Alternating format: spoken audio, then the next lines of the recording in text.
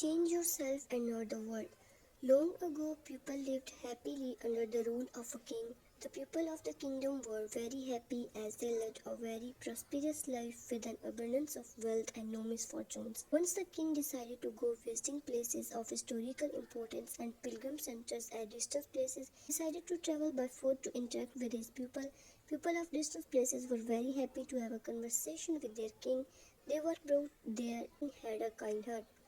After several weeks of travel, the king returned to the palace. He was quite happy that he had visited many pilgrim centers and witnessed his people leading a prosperous life. However, he had one regret. He had intolerable pain in his feet, and it was for his first trip by foot covering a long distance. He complained to his minister that the road were not comfortable and that they were very stony. He could not tolerate the pain. He said that he was very much worried about the people who had to walk along those roads as it would be painful for them too. Considering all this, he ordered his servant to cover the road in the whole country with leather so that the people of his kingdom can walk comfortably. The king's ministers were stunned to hear this order as it would mean that thousands of cows would have to be slaughtered in order to get sufficient quantity of leather, and it would cost a huge amount of money also. Finally, a wise man from the ministry came to the king and said that he had another idea. The king asked what the alternative was. The minister said, instead of covering the roads with leather, why don't you just have a piece of leather cut in appropriate shape to cover your feet?